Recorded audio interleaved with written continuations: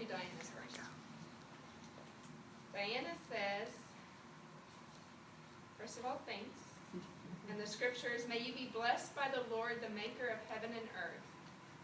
Thank you so much for sharing your love of writing with all of us. In establishing this chapter of IWA, you not only sought to serve the Lord with your God-given gift, but you thought of everyone else too who may be needing support and guidance as they embark upon this writing journey with God. What can be closer to the heart of God than that? Your pen has paved the way for many to find their way with the Lord. May you now reap an abundant harvest for all your labors. In his love, Diana. Thank you. Thank Read you. all about that.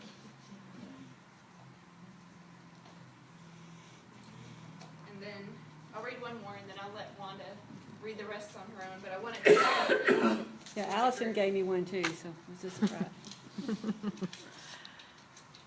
And this is the one that I wrote. 2 Timothy 1:3. I thank God for you. I have enjoyed getting to know you through IWA, both at meetings and by reading the devotionals you write for Inspiration News. She writes our Moments with the Master devotionals. You have impacted other writers in so many ways. I have no doubt that you have contributed to IWA over the years in countless capacities. Of course, I can relate to you most with regard to starting a new IWA chapter. You and the founders of the other chapters inspired me and helped me believe that I could start a new chapter in my hometown of Taylor. Such an endeavor requires a tremendous amount of time, effort, prayer, and courage. What a tremendous success for your chapter to still be going strong 20 years later. I hope Taylor does that too. You laid a foundation and led others to carry on a legacy that continues to glorify God today. Thank you for all that you've done and continue to do. May God bless you greatly. Are you still going to Taylor on a Saturday? You still doing that, or have they got Not new? every month. They've got new officers. Oh, They're they do. doing a great job. Good. But Well, I thought 3 hats was enough for you to wear. Speak in October, and then I try to visit when I can. Oh, okay, good. So Can you read JC's again? Did she have a card in there? she has a card in here also. I can read that. Did you just read it? I read the You email read now the that she email. sent. Can you read the email again, please? Just for the record. I didn't, just for the record, I didn't get it through, and I think she You might can tell her be. we read it. Yeah, well, And I'll email it. Okay, this is a note that J.C. Crawford sent to me, and I wanted to share it with the group. She wrote, I've made so many blunders in life and fallen short in so many ways, but IWA was always there to encourage me and press me on. I can recall Wanda saying to me, just keep writing, just keep writing. I am humbly grateful to Wanda for having the guts and fortitude to start IWA. I know it was the Spirit that prompted her, that God gives his guts to do what seems to be the impossible. That's what those inside that group showed me. Nothing is impossible with God. God is love, and love stays true to do through us the impossible. And she said that she hopes we have the most glorious celebration. Gotta So, be proud. we're sorry that she couldn't be here with us tonight, but again, we want to keep her in prayer. Did anybody else have cards, notes, comments they wanted to share? I'd like to make a comment. I'm not sure if everybody knows where that Moments with the Master came from. I was a student, a registered nurse downtown at the old Memorial Baptist Hospital, but the name was taken off years ago. And we had a Vesper prayer service once a week on a Thursday night, and it was called Moments with the Master. And somewhere in my heart I thought, one of these days I'm going to write something called Moments with the Master, and I am. So it's just something I had dreamed of. You know, I didn't ever stop thinking about being a writer, but I had the devil convince me that nobody would want to read what I wrote. So, but now that I had 2 devotionals in the upper room, I think I've hit it big.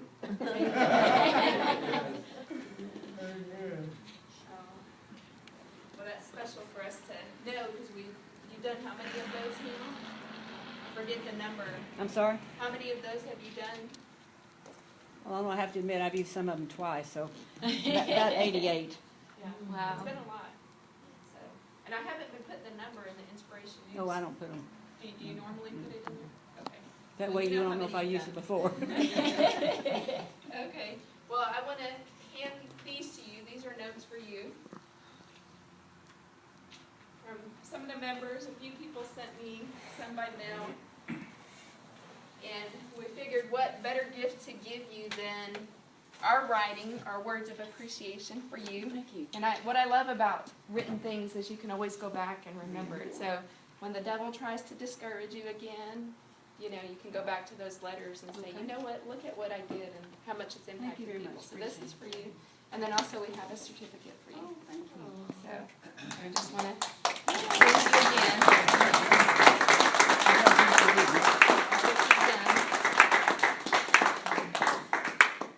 Got it. Hi, JC. I'm gonna, yeah, I'm gonna. Jeez. Stand up there with Michelle. Stand up here, we're gonna take some pictures. And maybe at the end we can take some more with some of the other Yeah, individuals. there we go. Yeah, there we go. And Wanda and Martha are our hospitality chairs, and so they brought some, Martha did a cake She ordered a and cake. for all us. these desserts, so feel free throughout the meeting to get up and get more, help yourselves. Nice. Yes, please. Make yourself at home. Who'd ever thought 20 years ago we'd still be going strong? Okay, Mhm. and so now we want to, There we go. 1993. Perfect, thank you. there somewhere, Put your card in this basket too. Okay. yes. We'll move on to our speaker for tonight, and Carl's actually going to introduce Stan for us tonight. Yes, Stan, you can correct me if I get any of this off. Yes, Stan's going to give us a presentation on God's amazing creatures. He's setting up the presentation now. He's from South Africa, and he's co-authored some books in South Africa, and he was served in the South African Army. And in 1992, he retired, and he's with his wife Thelma, and they have been married 53 years. And Stan became a U.S. citizen in 2006, and he has written articles for IWA and served as a president for the chapter. I forget what year you served as chapter, but yeah, I checked your records here. And you published some articles. What's this one? There's Flight to Freedom, and what was the other one? Two Reconnaissance Regiment. Two Reconnaissance Regiment Special Forces? Yeah. Yeah, okay. And you write the technical papers, right? Yeah, Technical lots of papers. them. I have about 20 technical papers. Okay. And he's an avid photographer, as we shall see here in a moment. And so we're looking forward to his presentation. And I know it's really, if I understand what part of the country you'll be at, it's a beautiful, beautiful country. Is that right? That's correct. Well, thank you very much for that introduction, Carl. Appreciate it. You know, one of the things somebody asked, I heard somebody say, does Stan hunt? Well, I did hunt many years ago, but today I hunt with a camera.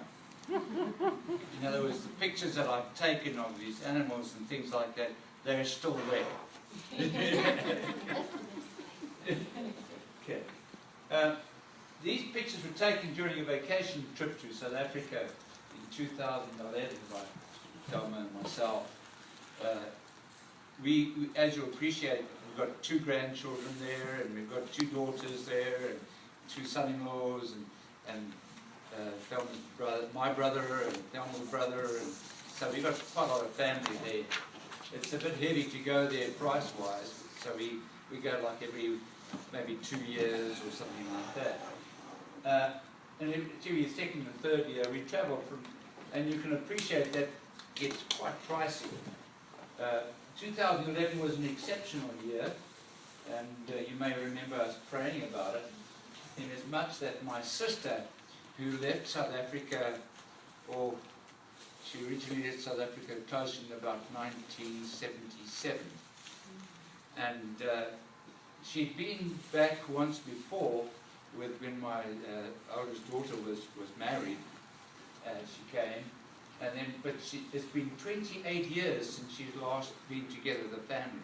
And we had a family get together. That was quite a traumatic time. This series of pictures were taken during our visit to a private game reserve on the border of the Kruger National Park. Now, Kruger National Park is the big game reserve. It's really massive. It's about 52 miles wide by 360 miles long.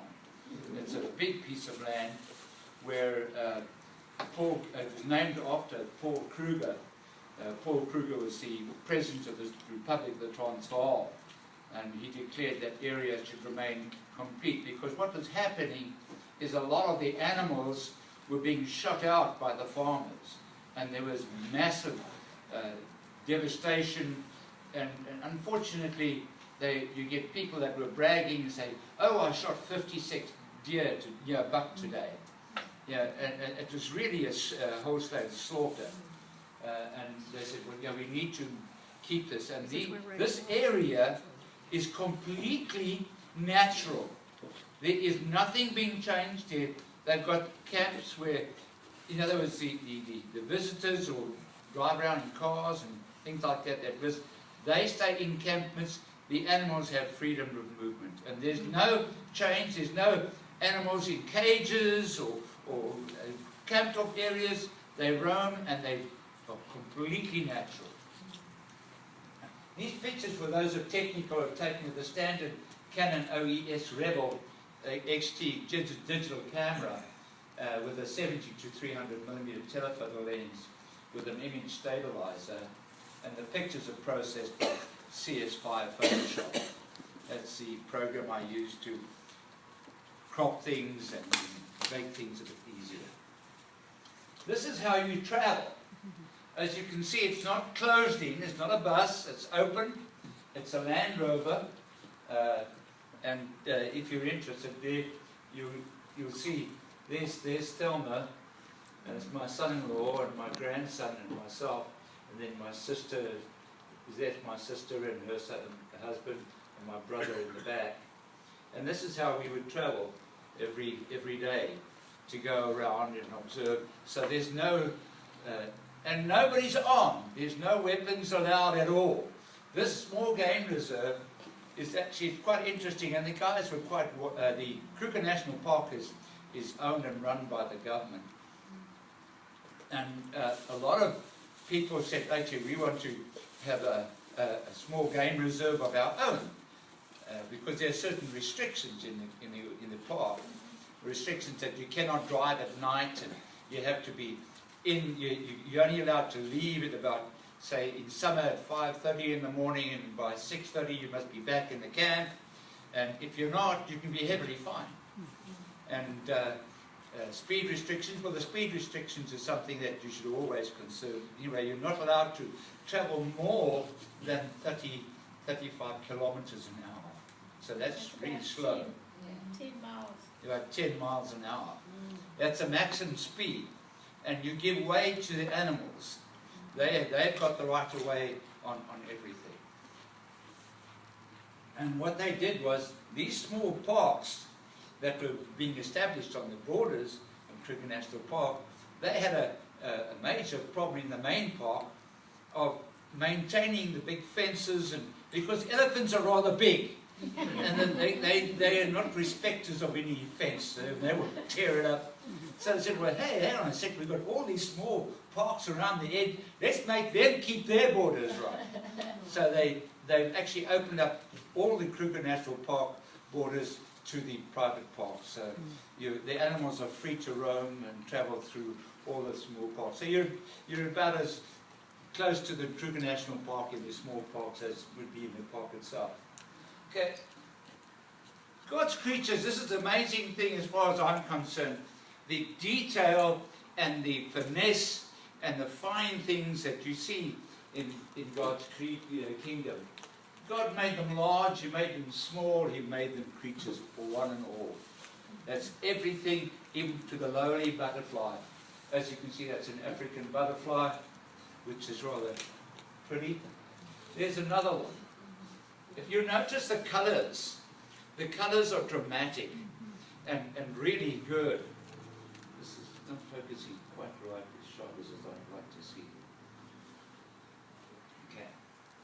There's another one. What you'll see interesting about a butterfly is the markings. The markings, for example, those markings are not just there for decoration.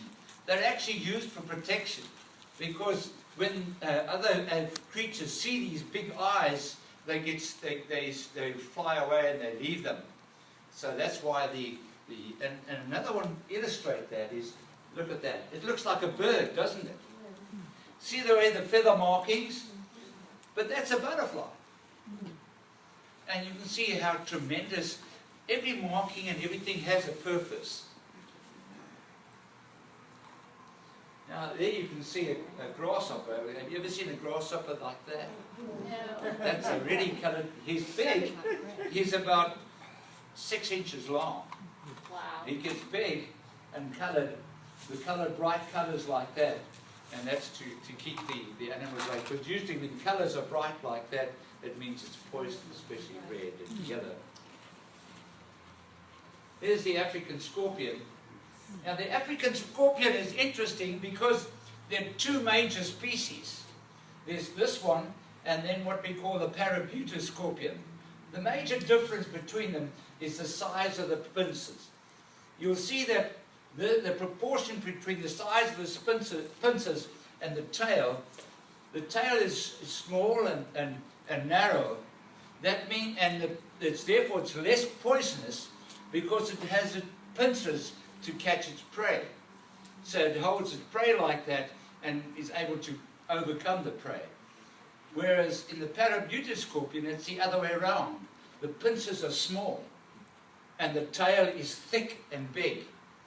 And that's where the sting is, and that's where the poison is. They're a lot more poisonous. It looks like a relative of the lobster. Well, it is a crustacean because from a survival point of view, I've eaten several scorpions. And they taste just like shrimp. Marty didn't say chicken. Yes, that's what I was thinking. Yeah. Well, you see, in survival, it's mind over matter. I don't mind and you don't matter. This is the lowly dung beetle. It's rather interesting. You'll see that this is actually cow dung, and cattle actually from buffalo dung, that he's actually gathered and he's rolled it up into a little ball. And you'll see here he has a passenger. That's the female. And that's the male, and he will there and roll this along the road, and what the idea is to gather as much dung as possible, and then she lays an egg in the center of the ball, and when the egg hatches, the crustacean inside actually eats and lives of the dung. So it has its own food pantry later on. Very interesting. This is the African giant snail. The African giant snail, that snail gets as much as 6 inches long. We love them from a survival point of view because there's a lot of protein. And they were really nice eating. So it's very interesting. That's the African snail. It tastes like rabbit. Snails are great, don't you? But the Escargot, don't you eat escargot? I don't. People do. Yeah, escargot is good. This is the common lizard eating a spider. So you can actually see the spider in his mouth. And he's now devouring that spider. So the spider gets eaten. And you took all of these pictures out in the wild? Yes. Yes, in the With wild. the scorpions and Yeah. Yes, everything. that's amazing. This is the African spider. This guy's bigger than my hand. the... Wow. And they get so big that the web that it lays out forms a net. It'll actually catch small birds. So it's quite a powerful, big. This is the ermine bead eater. Very interesting, very colourful bird. Where it nests is in the side of on the side of the embankment of a river. Where the embankment is, it'll actually dig a hole in the dirt, in the earth, and that's where it actually makes its nest. It doesn't build a nest, and it's called a bee eater because that's its stable diet. It actually lives off bees. That's the ermine bee eater. That's the blue kingfisher. As you can see, the colours are beautiful. It's fascinating to watch them on the edge of a pool, how they will sit there and then all of a sudden hover, go into a helicopter hover and dive down and catch a small fish. Fascinating animals. You know, God's amazing with all the creatures that He's developed, and everything has its place. You'll notice even as far as the animals are concerned, and I'll talk about that just now. This is the yellow-throat bee-eater, a different species of, well, I wouldn't say subspecies of bee-eater. Here's the common bee-eater. You can see he's got a bee in his beak. Pretty colors. Oh, yeah. See, there's the bee, and it's sitting there. Catches them midair, or I guess? He catches them, yes, in midair. Now this is the African hornbill. Now the African hornbill we call as the clown of the bush. It's quite interesting because the way he hops around and the noises he makes. But a very interesting thing about it is that he will find a hollow in a tree, and he will then put the female will go inside that, and he will close her up by putting mud and building, and so that only her beak can come out. She doesn't come out. And what she does is she sheds all her feathers, and that lines the whole nest with all her feathers.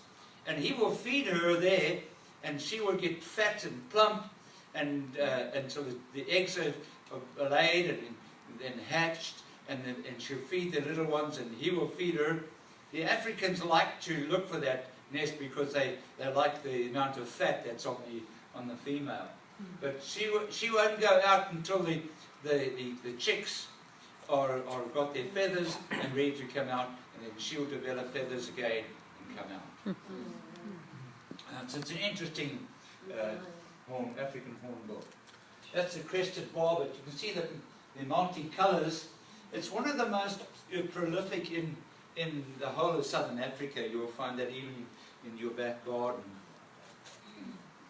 This is the lilac-breasted roller.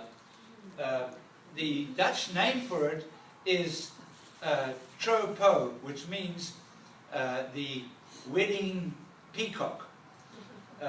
These colours are absolutely magnificent. I haven't been able, it's taken me 40 years to get that picture. Oh my God. Because it's such a shy bird. You don't, but if there's a lot of them, you'll see, they'll see just one's odd round, and when it's in flight, the whole underside of that wing is that bright blue. Oh, wow. It's really a gorgeous bird. My next thing is to get one of those in flight. That's very cute. That's beautiful. That picture has been published in a recipe book that was there's a restaurant called Peri Peri in Springfield. Peri Peri on 249, and the Weta Road. And he's a South African, and when he saw these pictures, he said, "I'm doing a recipe book. Can I publish your pictures?" That's neat. So that was one of the pictures that was published. He kind of reminds you of Joseph's coat of many colors. They're beautiful. All those colors have been so bright. There's another view of it, as you can see the chest in the lilac colours. Now this is an interesting bird called a grey lowry. Now you'll see I put the name there, go away, because the hunters hate him. If they could find that, they'd kill him all, because what he has a habit, he will wait until the hunter's stalking the animals, and when the hunter's ready to shoot even the bushmen with their bows and arrows or the rifle, and he'll come up with a cry and say, "Away! Away!" And the animal will run away. That's why it's called the go-away bird. Look out, bird! Another cover. This is a Franklin partridge. We used to call those survival chickens because these are quite easy to catch in the snares and things like that when you're doing survival. But when we were running survival courses, what we did was we let them catch it, and if they brought you back one alive, one of the students, you would then exchange it for a can of corned beef. And give them a can of corned beef and you let the partridge go again. So that was our nickname, was survival chickens. Look at the colouring. See how natural it blends with the background. It's coloured like that on purpose because when the little chicks and things like that, when there's hawk flying around and eagles, it actually then freezes in the grass and then disappears. So they can't see it anymore. That's why I like that picture. That's a stork. Not unlike the European stork. That stork stands 4 foot high. So it's a big stork. And that picture, he's coming in to land on the nest. This is a big nest that they've got. This is one that brings the big babies. You remind me of that. Diana, what'd you say? This is the one that brings the big babies. This is the saddle-billed stork, and it's named as saddle-billed because of the shape of the appendages to the beak. It's actually an endangered species, and people ask you if you see those, take a picture because they need that. That's the horned owl, the most common bird. Interesting, the horned owl is the only bird that has totally silent flight. When it flaps its wings, you can't hear it. The feathers are so designed that it's totally silent.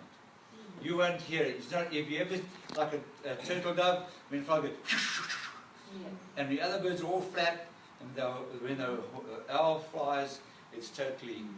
I reared one as a young boy. I had one as a pet. And it was an interesting story about that. We had this, and Peter was his name. He got quite big already. And he was a household pet. And I would sort of bring him inside, but he hated cats. And the moment I would sit in the room with Peter, and the cat, my brother's cat, would come in, and he would just, and the cat was like grey streak of lightning gone. So, and then the other one day, a friend of ours said, they all knew we had this pet owl. Came to my mom, and I wasn't there at the time. She said, "Your owl's got out," and it's because we used to have a day place for it to be. Come and fetch your owl. So she went out. My mom went out, got there, picked up the owl, brought it home, and opened up the door, and there was Peter. So it was a totally wild owl that she picked up. So of course it was screeching. Wrong bird. Yeah. This is the martial eagle. It's a tall eagle, not unlike the bald eagle. It's a big bird, and really majestic. That's why we call it the martial eagle. Beautiful creature. There's one in flight, and as you appreciate, to get that full flight like that takes a lot of pictures. Oh, yeah. And that is the Cape vulture, and you can see the Cape vulture as such, the neck, and that's sort of in the feathers there. That's the carrion eater and the sewage disposal for Africa. There you can see them eating it dead. There's a whole lot of them. You can see them actually all clambering all over. And there was a dead buffalo that was tearing the carcass apart. There's the warthog piglets. Now that we live in the park. There are no big fences and stuff like that. And this is actually outside of where we were living. And this is just a boma, what they call a boma. It's a place where you do barbecue. And that's like a small... And these were walking around in between the houses and stuff like that. So they get so tame. There was one during this trip, there was this beautiful cat, and the children were with my granddaughter and them wanted to play. I said, no, that's not a domestic cat, that's a wild cat. You could see by the markings it was actually a wild cat, it wasn't a domestic cat. This is the kudu bull. Now, one of the interesting things you'll see that some antelope browse off the grass. They are grazers and they eat grass. Then you'll find that the kudu will eat off the trees that are at mid-level. And then you'll find, and I'll show you a giraffe just now, he eats off the top of the trees. So each animal feeds at a special strata in the bush. And one of the things that a lot of people don't understand, and that is the trees have a way of communicating between them. Because when they start to eat the leaves off the tree, you'll find that it'll only, why doesn't an antelope or a giraffe strip the whole tree? What actually happens is it allows it to eat, and then the leaves turn bitter. And that makes the animal move to another location. And this is why you will see they will not strip off one tree, they will move from tree to tree. And they communicate. You've virtually got to move at least something like 20 or 30 feet to 3 or 4 trees away before it is no longer bitter. What about the bird on his back? That is a red-billed wood. It's actually a oxpecker. What it does, its sole purpose is to pick up the ticks. And it eats all the ticks off and takes all the bugs off the. I thought of everything, didn't he? Good guy Yeah. how to run. You will see him actually working in around and running around, and the animals don't chase him away. They're happy to have him because he does their. That's the female. That's the kudu doe. You see, it doesn't have any horns. The interesting. I'll go back to the previous one.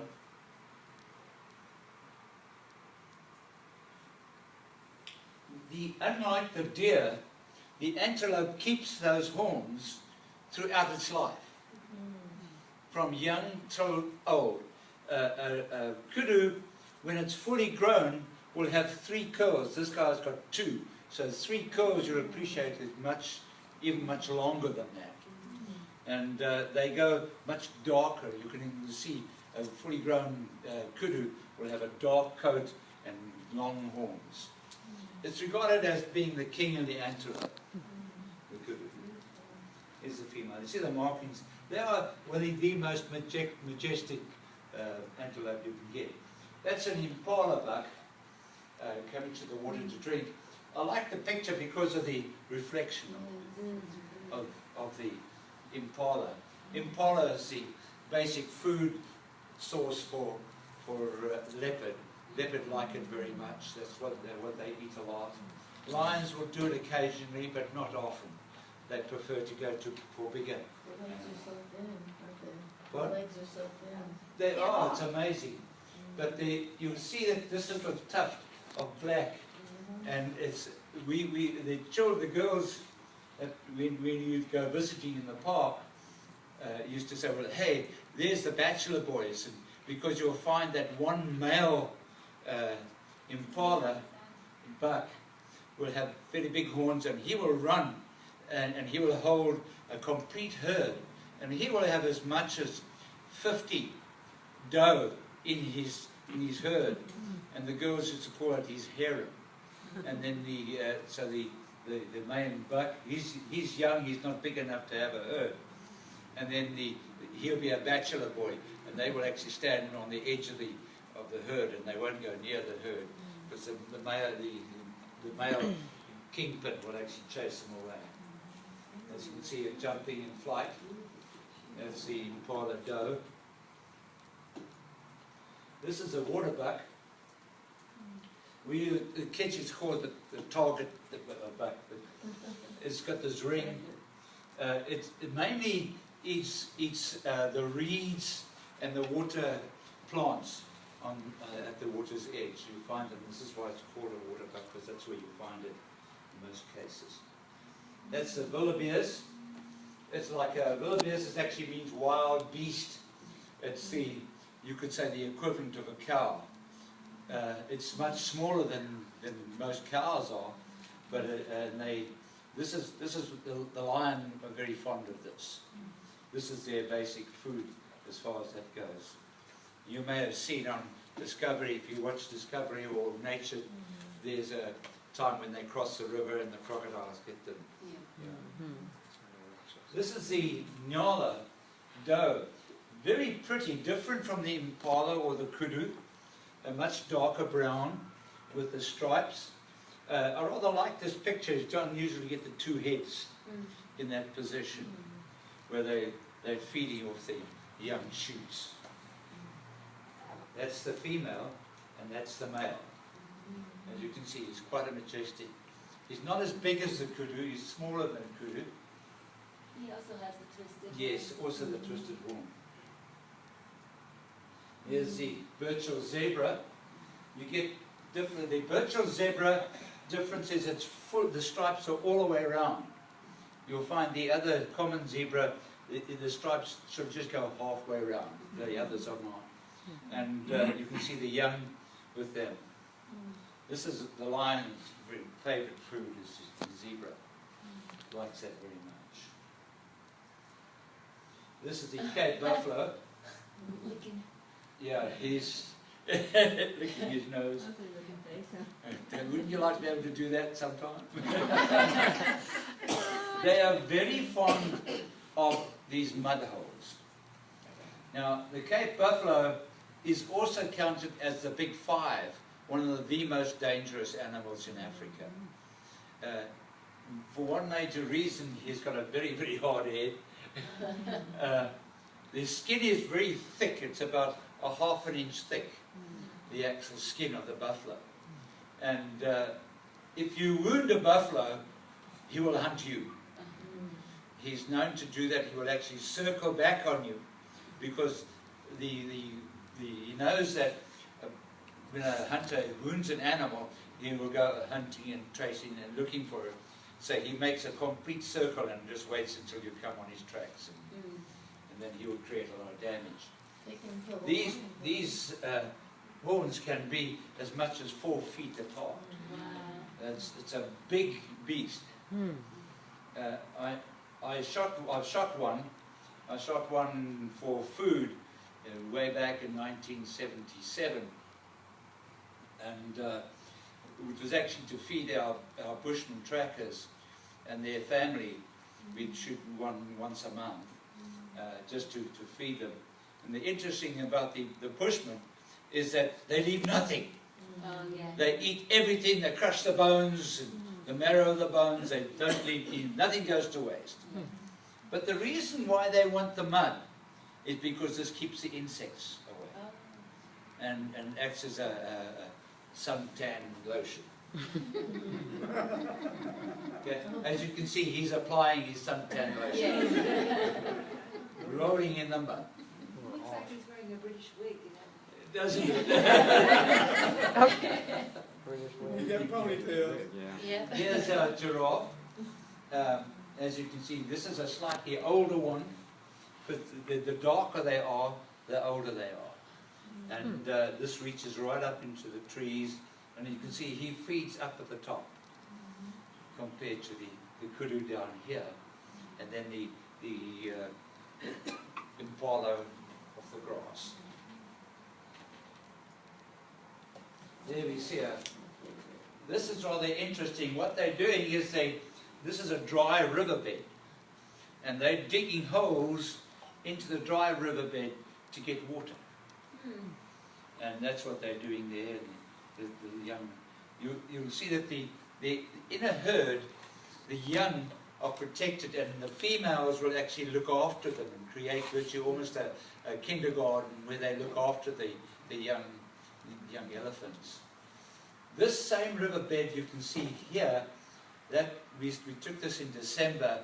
In late January, was 20 feet underwater. Wow.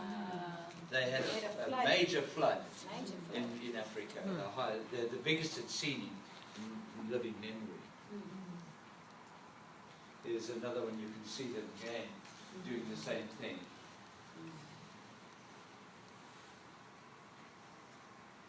There's a bull elephant. He's kind of old and he's lost most of his tusks. His tusks have been worn away, but he's big enough. And he was looking at me straight and saying, you know, and what do you want? When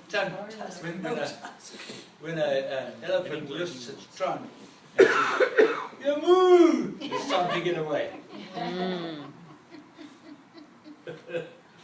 That's a bull elephant, and you can see that I've got a whole series of elephants. I must have about 50 slides, 50 pictures of elephant, because they are so majestic and beautiful animals.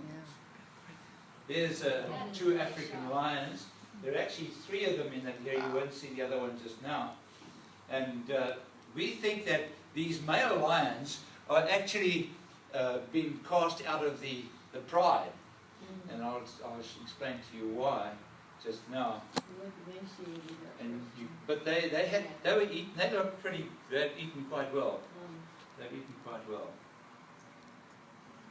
As you can see, this is one of them. The caption, "Who dares wake me up?" Because they in the afternoon. As you can see, he's old. He's even lost one of his canine teeth. That's what makes me think that he's been cast out of the pride. And he's an older male lion. Okay. And there you can see he's been in the fight. And that's a leopard. And you can see how close they walk. There's a Land Rover and there's a leopard walking past. Looks pretty sleek. And there's a leopard, and look out, it's watching. And there's the leopard with the kill. What it does, it actually kills the animal and then will drag it up into the tree and shove it over a branch there to keep it away from other predators like hyena and things like that. You see the blood over here. This is where it was originally. And we saw, that's where we first saw it. And then he decided, no, he'd rather move it around, so he dragged his dinner to the other side. He had lunch and putting his dinner ready. He sat there 2.5 hours. That's all folks. It's